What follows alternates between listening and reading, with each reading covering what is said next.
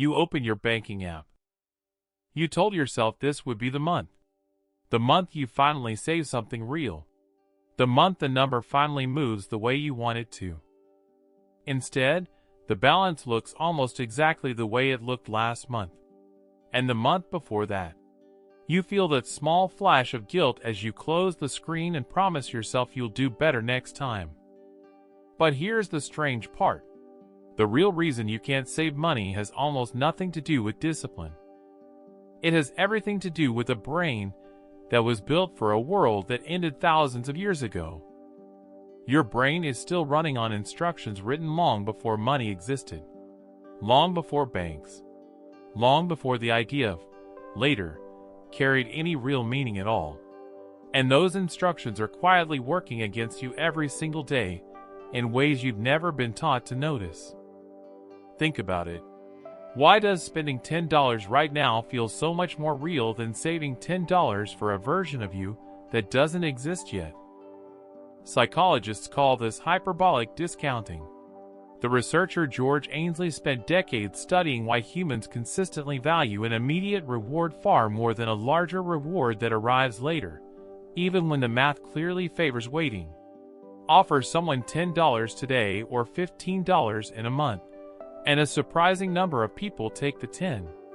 Offer that same choice but push both options 6 months into the future, and suddenly people are far more patient. The reward hasn't changed. Only the closeness of it has. Your brain isn't doing math in that moment. It's doing survival. For most of human history, later was not a guarantee. A piece of fruit in your hand today was worth more than the promise of fruit next week, because next week the tree might be stripped bare.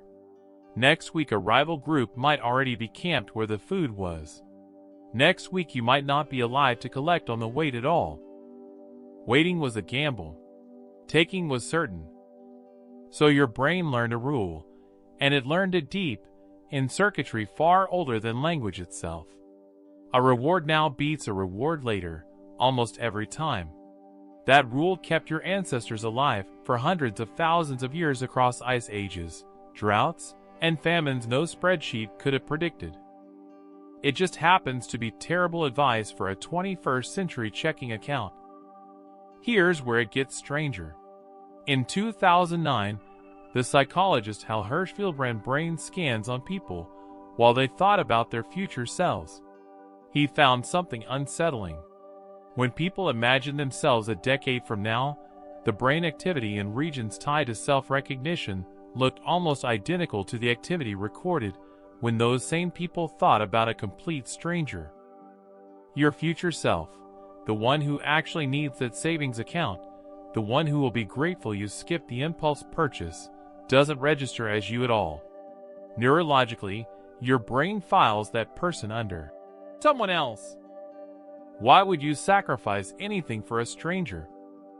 This is part of why saving money feels less like delayed gratification and more like an unpaid favor for someone you've never met. Hershfield later found that people who could picture their future selves more vividly, almost like picturing an actual person they cared about, were measurably more willing to set money aside for them. Then there's the way your brain labels money once it actually touches your hands. The economist Richard Thaler called this mental accounting. Your brain doesn't treat money as one flexible, interchangeable resource the way a spreadsheet does. It sorts cash into invisible folders. Red money feels untouchable. A birthday gift feels disposable. A tax refund feels like found treasure, even though every dollar of it was always yours. That's why $100 from a surprise bonus can vanish in a single afternoon, while the same $100 sitting inside your regular paycheck would almost never be spent so easily. Your brain isn't being careless here. It's running an ancient filing system that was never designed for currency, direct deposits, or interest rates. It was designed for a world of meat, shelter, and tools, where resources came from different sources and carried different meanings depending on how they arrived.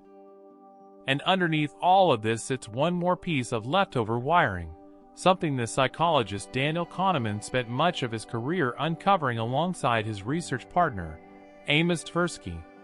Together they discovered that losing something hurts roughly twice as much, psychologically, as gaining the equivalent amount feels good. This is called loss aversion, and it explains something deeply counterintuitive about saving. Putting money into a savings account doesn't feel like gaining future security. It feels like losing spending power right now, in this exact moment, where the loss is sharp, immediate, and easy to feel. The security that money eventually buys you, the version of you who isn't terrified during a medical emergency or a sudden layoff, that benefit is abstract. It's distant. It's quiet. Your brain weighs the loud immediate loss far more heavily than the quiet future gain. Almost every single time. So saving money has never really been a battle against laziness. It's a battle against a brain shaped by hundreds of thousands of years of scarcity, uncertainty, and survival arithmetic that simply no longer applies to your life. Here's the twist nobody tells you. None of this is a flaw.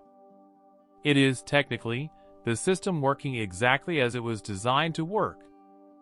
A brain that prioritized long-term, abstract rewards over immediate, certain ones would have made for a worse survival machine in the world your ancestors actually lived in.